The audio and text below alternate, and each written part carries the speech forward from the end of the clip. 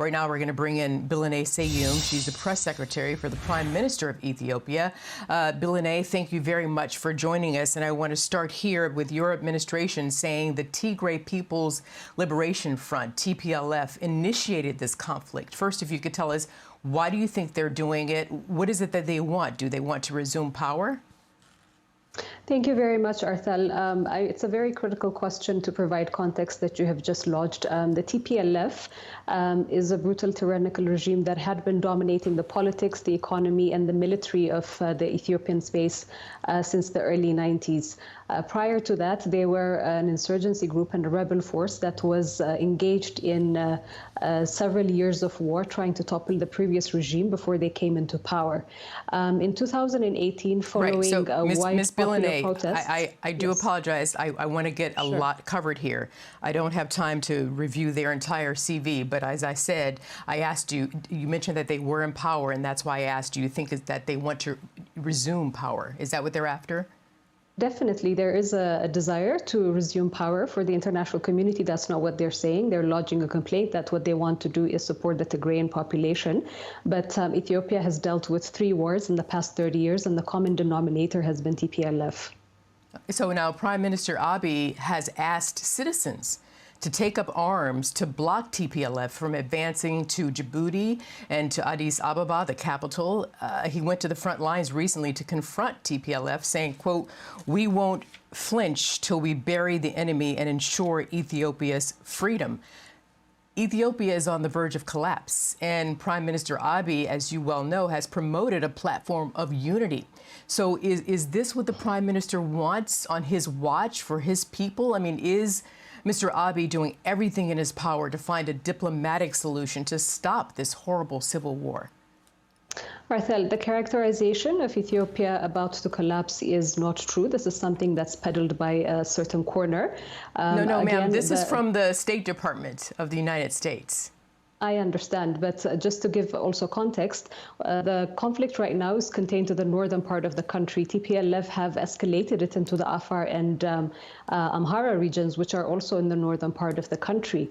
What the Prime Minister has been doing has been trying to protect the people of Ethiopia from this overt threat that the TPLF has been waging on the people of Ethiopia for the past year, for the past 3 years, and also over the past 27 years that they've been ruling.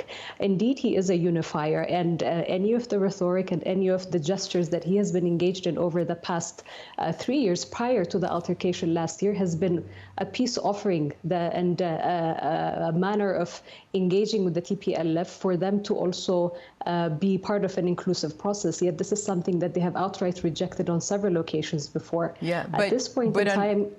Yeah, unfortunately, it's not working. So, I mean, is the TPLF stronger, more strategic, more savvy, more clever than the Ethiopian National Defense Force? That wouldn't be the case, because what you have witnessed over the past 2 weeks since the Prime Minister headed to the front to lead the troops from the front is a seizure of, or reversal of all of the gains that the TPLF has made. The TPLF is beginning to weaken. It's clear that they're also starting to retreat as well. With these gains that have been made, the Ethiopian people, the Prime Minister has got wide popular support, the government has got wide popular support, and through this unity there is an effort to make sure that the TPLF is not a threat for the unity of Ethiopia. Meanwhile, more than 2 million people have been forced from their homes.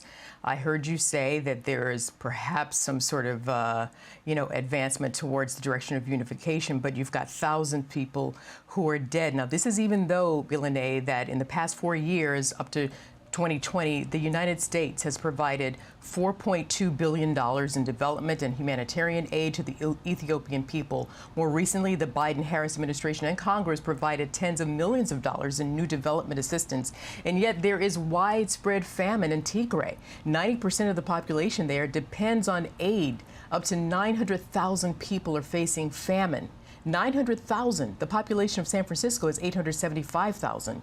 So I ask you, why is humanitarian relief not getting to these people who so desperately need it? So as I was just stating earlier, I mean, over the past year, until the unilateral ceasefire and the National Defense Forces withdrew from the Tigray region, the government has been providing up to 70% of humanitarian assistance. Since the National Defense Forces withdrew, there hasn't been any presence of National Defense Forces or any conflict within the Tigray region. This has spilled over into the Amhara and Afar regions through the active belligerence of the TPLF.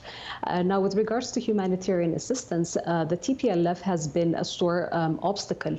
Number one, because they want to politicize this and they want to internationalize this issue.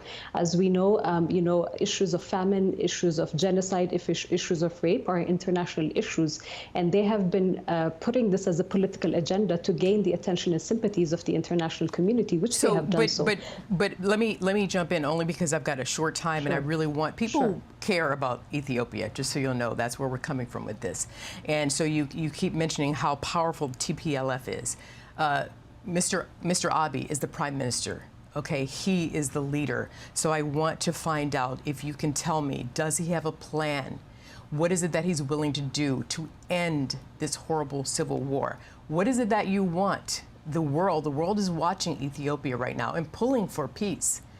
Will Prime Minister Abiy succeed in achieving peace? Prime Minister Abiy has got a track record of achieving peace and bringing harmony among the communities.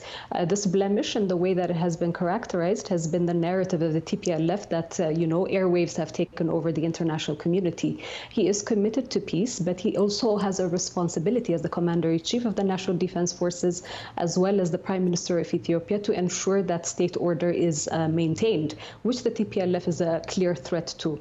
So alongside the goal of ensuring that the TPLF are pushed back into the Tigray region, there's processes that have been laid out to ensure that any political contestations, there is a space to address them adequately. And nobody more than the Prime Minister, more than the Ethiopian people and the Ethiopian government are much more concerned about their country. So I think the clear message to the international community is stand by the legitimately elected democratic government of Ethiopia in ensuring that we're overpassing this turbulent period. We are pulling for Ethiopia, trust me. Billene Seyoum, we wish you the best. Thank you very much for your time today. Thank you, Arthel.